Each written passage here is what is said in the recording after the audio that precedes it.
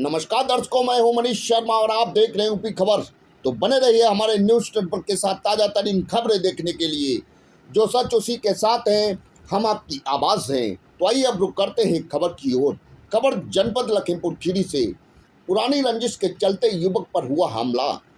बताते चले कि पूरा मामला थाना हैदराबाद के अंतर्गत गांव जार का है, जहां पुरानी रंजिश के चलते अमित कुमार पर विपक्षी गण वीरेंद्र कुमार, मनोज कुमार, आदित्य कुमार, विजयपाल, जगदीश प्रसाद, विनोद कुमार ने हमला कर दिया। घटना 17 मई 2022 रात लगभग 10 बजे की है। पीड़ित की माने तो वह अपने घर जा रहा था, जबकि विपक्षी गण पहले से ही धाक लगाए रास्ते में बैठे हुए थे और उस पर हमला कर दिया। पीड़ित के अनुसार हमला धारदार हथियारों व लाठी डंडों से किया गया था। मामले को संज्ञान में लेते हुए पुलिस ने पीड़ित का मेडिकल रात में ही करवा दिया था और दूसरे दिन यानी कि 18 मई 2022 को एसओ फोर्स घटना स्थल पहुंचे। फिलहाल पुलिस जांच पड़ताल में लगी हुई है। घटित घटना को लेकर क्या कुछ कहा पीड़ित अमित कुमार व पिता मदन लाल ने, आइए सुनते हैं। क्या नाम है भैया आपका? अमित कुमार। अमित कुमार, कहाँ रहते हैं? जार। जार। क्या मामला हुई है, पूरी बात बताइए, पूरी घटना बताइए। कोरियर से आते हैं, हम रोज ड्यूटी करते हैं खुटार में। हाँ? कोरियर की ड्यूटी करते हैं खुटार में। हाँ, रोज रात में ही घर आते हैं। हाँ, रंजिश चल रही है पड़ोसियों से, हाँ, कुछ ज़मीन को लेकर भी है। कई दिनों से गाड़ाबंदी कर रहे थे, कई बार घेरा हमें, लेकिन पाए नहीं, तो कल फिर घेर लिया। परसों भी कुछ लोग आए थे, नेता लोग, वो ज़मीन हमारी छिनवाने के चक्कर में, तो वहाँ मारने उन्हें धमकी दी। और कल 4-5 लोग हम अपने घर के लिए जा रहे थे, तो रास्ते में लाठी डंडे मारा तो हम गिर गए खेत में। अकेले आप थे? हम अकेले थे। कौन कौन थे मारने आए थे? 5-6 लोग थे। कौन कौन लोग थे? वीरेंद्र थे, मनोज, जगदीश, अनुज, विनोद, विजयपाल। अच्छा, जमीन का कैसा विवाद है, क्या विवाद है? अरे हमारी जगह है, वो लोग छीनना चाह रहे हैं। कितनी जमीन है? खेत है हमारा। हाँ? खेत है हमारा। कितना खेत है? खेत तो बहुत है, कितना? 12 बीघे है। उसमें लोगों ने चकमाक निकाल दिया, बाकी शेष जगह हमारी बच रही, उसमें हमारे पेड़ लगे हैं। अच्छा, लोग क्या कह रहे हैं, ये लोग विपक्षी लोग? वो जगह हमारी छीन रहे हैं। अब उन लोगों का नींव भरा हुआ है, वो कह रहे हैं कि ये जगह हमारी है। अच्छा, जगह हमारी है। तो एसडीएम साहब वगैरह को नहीं अवगत कराए इस मामले को लेकर? तो अब 2 महीने से पता नहीं कितनी एप्लीकेशन डीएम एडीएम के यहाँ से भी पास होके आई। लेखपाल हर बार में एक ही बार नाप गया है, उसी पे अड़ा हुआ है कि यही चकमार्ग है, पेड़ नीलाम कर देंगे, जगह तुम्हारी नहीं है, जबकि हमारा पुश्तैनी कब्जा है, वो हमारी जगह, हमारी बोरिंग भी है। हमारा बहुत नुकसान भी किया है। कल रात को किस समय घटना हुई है, कहाँ पे ये हुई है? 9 से 10 के टाइम हुई है, हमारे रास्ते पे, हमारे गांव के रास्ते पे। कितने बजे? 9 से 10 बजे के बीच। 9 के 10 के बीच में 5-6 लोग मतलब थे। हाँ, किस तरीके से आप पर वार किया गया, कौन से औजार थे? उनका धारदार हथियार थे, चाकू था किसी के पास, लोहे की राड थी, पिस्टल उस्टल भी शायद था उनके पास। अच्छा, तो कहाँ डंडे कहाँ आपके मारा गया? पेट में मारे हैं कई जगह। चप्पू मारे हैं? हाँ, नहीं, ये तार लगे हैं या चप्पू लगे हैं? चाकू लगे हैं। हाँ? तार के निशान ऐसे नहीं होते हैं ना, हाँ? ये चाकू लगे हैं। गर्दन भी काटे हैं हमारी, हाँ?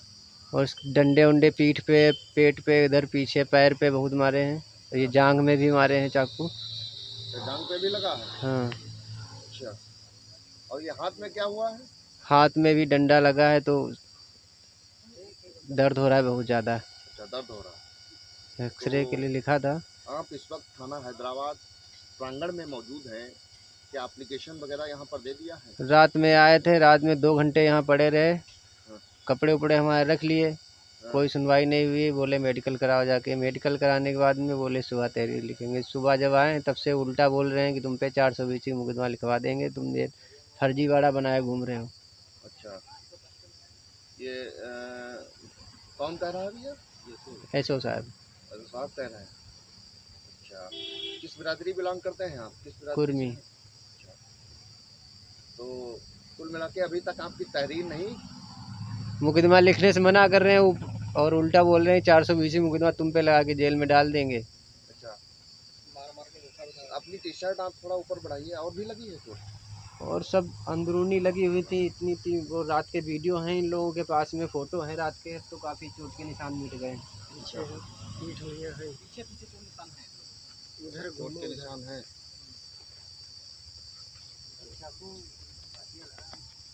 अच्छा, ये आपके चोट के निशान हैं। इधर सामने देखिए। तो उस वक्त घटना जब हुई है ये, तो कोई आसपास में नहीं था, बचाया किसने आपको? जब वो लोग मार रहे थे तो वो लोग हमें मार, ये सोच के छोड़ दिया कि हमने इसे मार दिया। तब तक किसी की लाइट लग गई थी, कोई बाइक मोड़ रहा था, तो लाइट उनके लोगों के चेहरों पे लगी, तो उन लोगों ने मुझे ढील दिया।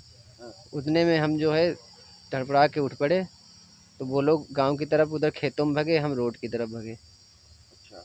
तो वहीं पास में एक ढाबा है, पंचर का दुकान है, वहाँ तक हम पहुँच पाए थे। फिर उन्हीं लोगों ने मुझे वहाँ फ़ोन करवाया घर पे। अच्छा, हो सकता है कोई दूसरे लोगों को पहचानने में कोई चूक तो नहीं हो गई आपसे? पहचानने में जब गाड़ी की लाइट लगी तो हम पहचान लिए थे ना, अच्छा, पहचान लिए थे। क्योंकि उससे भी पहले भी कई बार ये लोग हमें रात में मिले हैं। अच्छा, तब आपने कभी यहाँ सूचना दी? पोर्टल 1076 पे 22 तारीख को एप्लीकेशन दी, कोई थाने से नहीं आया। लखनऊ से फ़ोन आता रहा, कम से कम 5-6 एप्लीकेशन यहाँ पे लिखित में पड़ी हैं, और ये 1076 वाली पे 2 एप्लीकेशन पड़ी हैं, कोई कार्रवाई नहीं। कोई कार्रवाई नहीं हुई। अब आप क्या करेंगे? यहाँ एसओ साहब ने बता दिया है कि मुकदमा आप पर दर्ज कर दिया जाएगा। आप क्या करेंगे? आप कहीं और जाएंगे, लखनऊ लखीमपुर जाएंगे। लखीमपुर जाओगे? लखनऊ जाएंगे। सीओ साहब से बात हुई है? सीओ साहब का नाम नहीं मालूम। चाचा, क्या नाम है आपका? मदन लाल मदन लाल। इस साइड में आ जाइए जरा, बढ़िया इमेज आ नहीं रही है। मदन लाल जी। कहाँ रहते हैं? जार। यार, क्या घटना हुई है, पूरी बात बताइए। हमारा लड़का कोरियर में काम करता है खुटार में। हाँ। वहाँ से करीब रोज यही आता है उसी टाइम 9-10 के करीब। हाँ। और जब ये आया अपने गांव की तरफ मुड़ा, और जो है एक खाई मोड़ पड़ती है, खाई भी वहाँ पर खड़ी हुई है। वहाँ पर बहुत स्लो मोटरसाइकिल करनी पड़ती है, तो इसने स्लो की और इसके ऊपर घात लगाए बैठे पहले से। ये सब इसके ऊपर टूट पड़े, तो इसके धारदार हथियार भी मारे, इसके लाठी और कुछ सरिया मतलब लोहे की थी, उससे वार किया। इसके अंदरूनी चोट भी बहुत है। और रात में हम आए यहाँ, मतलब पहले इसके खून बहुत बह रहा था, गर्दन में जो घाव लगा हुआ है सबसे बड़ा, तो खून बह रहा था। सबसे पहले भागे इसका अस्पताल ले करके। उन्होंने जैसे तैसे इसका खून रोका और कहा जाओ वहाँ थाने जाओ। थाने आए तो यहाँ से मतलब कहा कि जल्दी से हमको वो दीजिए दर्ज करके कनो तहरीर। तो हमने कहा इस समय हम तहरीर लिखने के काबिल नहीं हैं, हमारे लड़के के चोट लगी है, हमारे हाथ पैर कांप रहे हैं। तो कहा कि तो कैसे बनेगा, तो फिर वो पर्चा कैसे लिखा जाएगा, आपकी डॉक्टरी कैसे होगी। तो हमने कहा नहीं होगी, कोई बात नहीं। बहुत देर बहस होती रही, हम लोग जब चल दिए तो उसके बाद फिर बुला करके पर्चा लिखा गया और एक दीवान जी साथ में गए। वहाँ फिर डॉक्टरी हुई गोला में, सीएससी में। कौन कौन विपक्षीगण थे? विपक्षीगण वीरेंद्र कुमार सनाफ राम सेवक है और मनोज कुमार सनाफ राम सेवक है। नहीं, वीरेंद्र कुमार सनाफ, हाँ राम सेवक है, ठीक है। और आदित्य कुमार सनाफ विनोद कुमार है। विजय पाल सनाफ बिहारी लाल है और जगदीश प्रसाद सनाफ राम स्वरूप है। टोटल और कितने लोग? विनोद कुमार सनाफ बाबू राम है। टोटल 6 लोग हैं। किस मामले को लेकर के रंजिश चल रही है आपकी? पुरानी रंजिश चल रही है बताया जा रहा है। ये रंजिश तो पुरानी भी है, हमारे छोटे भाई को रात में मार दिया गया था। तो जो जो इन्होंने घटना का अंजाम दिया है, इन्हीं के पिता और ताऊ दोनों फंसे थे उस कत्ल में। बहुत इंक्वायरी के बाद रात का केस था, गवाही न पड़ने के कारण केस तो छूट गया, लेकिन एक्सीडेंट में इनकी मृत्यु हुई। हम इस वक्त आप थाने में मौजूद हैं, जी। यहाँ से क्या आश्वासन आपको मिला है? हमें यहाँ से आश्वासन नहीं मिला है, बल्कि ये धमकाया गया है कि फर्जी मुकदमा बना के 307 जो लाए हो और तुम्हें उल्टा 420 में हम अभी बंद कर देंगे। फिलहाल तहरीर रख दीजिए, इस पे कोई कार्रवाई नहीं हम करेंगे तुम्हारी। अच्छा, फिर आप अब क्या सोचा है? अब मैं सोचा हूँ उच्च अधिकारियों से मिलने के लिए सीधे लखनऊ जाऊँगा। मैं योगी जी से मिलूँगा, नहीं तो आईजी, डीआईजी जिससे भी मिल पाऊँगा वहाँ मिलूँगा जाके। धन्यवाद।